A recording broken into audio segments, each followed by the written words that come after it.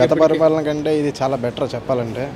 గతంలో ఉదాహరణకి తీసుకుంటే బ్రాహ్మణ కార్పొరేషన్, నేను ఒక బ్రాహ్మణుడిని. బ్రాహ్మణ కార్పొరేషన్ అనేది చాలా నిర్వీర్యం చేశారు, చెత్తగా చేశారు. ఇప్పుడు డెవలప్ చేస్తున్నారు, మెల్లమెల్లగా టైం పడుతుంది. కొంతమంది బ్రాహ్మణులు కొంచెం ఇంకా చేయట్లేదు ఏంటి అని ఉన్నారు. చేస్తారు, మెల్లగా చేస్తారు, అన్నీ అవ్వాలి కాబట్టి. అంటే వైసీపీ నేతలు కూడా ఇచ్చిన హామీలు ఇంకా అమలు చేయలేదని ఆరోపిస్తున్నారు. లేదు, వాళ్ళకి తిన్నదరక్క కూర్చొని ఏదో ఒకటి చేయాలి కదా, అందుకని కొంచెం తినదరక్క మాట్లాడుతున్నారు. కాకపోతే గవర్నమెంట్ ఫామ్ అయింది ఇప్పుడే 2 months అవుతుంది, ఇంకా ఉంది టైము. జగన్కి 5 సంవత్సరాలు ఇచ్చినా సరే ఏం చేశాడు? ఏం చేయలేదు కదా. 5 సంవత్సరాలు తిన్నాడు, ఇంకా అన్నీ తాకట్టు పెట్టాడు. ఇంకా ఈయన ఇప్పుడే కదా వచ్చింది, అన్నీ అప్పుల్లో ఉన్నాయి, అప్పులన్నీ బయటికి తీసుకురావాలి, ఇంకా చాలా టైం ఉంది.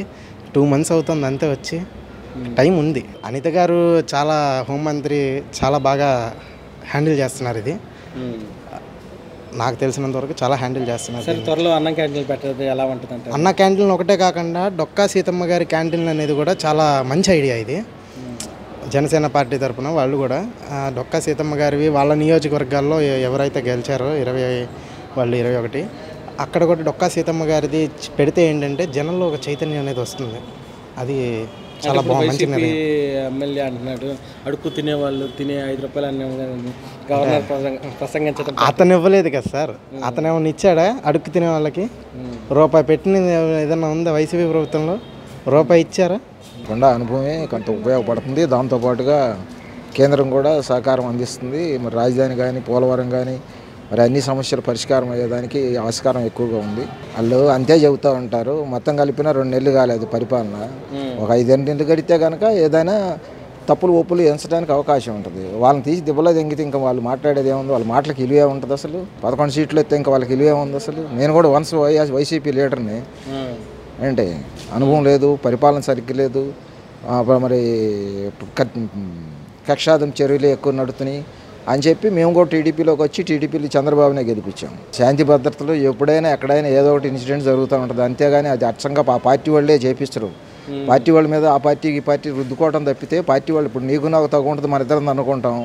నీదో పార్టీ నాదో పార్టీ అయితే పార్టీ వాళ్ళు మన ఇద్దరి మధ్యలో జొరబడి పార్టీ కింద నెట్టితే ఎట సరిపోయింది?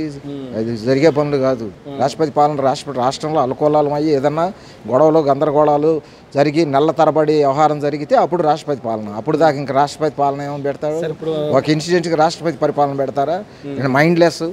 పుయ్యారు కేసులో జరిగిన చిన్న కేసులు అవన్నీ ఒక్కటే అవి వినుకొండది ఒక్కటే. అది జరగకూడదు, చాలా బ్యాడ్, చాలా తప్పు. వ్యక్తిగత విషయాలుంటే వ్యక్తిగత కోపాలుంటే చూసుకోవచ్చు, మాట్లాడుకోవచ్చు, కానీ ప్రాణం తీసే అధికారం ఎవరికి లేదు. ప్రాణం తీయకూడదు, చాలా తప్పు. వాడిని కఠినంగా శిక్షించాలి ఏ పార్టీ వాడైనా. ఏదైనా ప్రజల కోసమే కదా, ఏదైనా ప్రజల కోసమే కదా. ఇప్పుడు పేర్లు ఏం లేదు, పేర్లు గొప్ప ఏం కాదు. ప్రజల కోసము పేర్లు మార్చినా తప్పేం లేదు. ప్రజల కోసం పనిచేస్తున్నారు, ప్రజల కోసం పనిచేస్తున్నాడు కాబట్టి అతను దీవించాలి, ఆశీర్వదించాలి.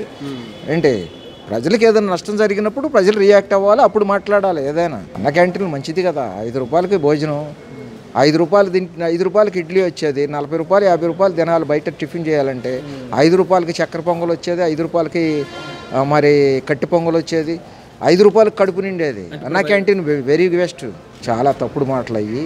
ఆకలి అయినోడికి 5 రూపాయలతో అన్నం పెడతాం చాలా ఉత్తమమైన పని, చాలా మంచి పని. ఏంటి ఆకలి అయినోడికి తెలిసిద్ది కడుపు శుద్ధబాధ ఏంటనేది. ఆకలి కానివాడికి తెలియదుగా.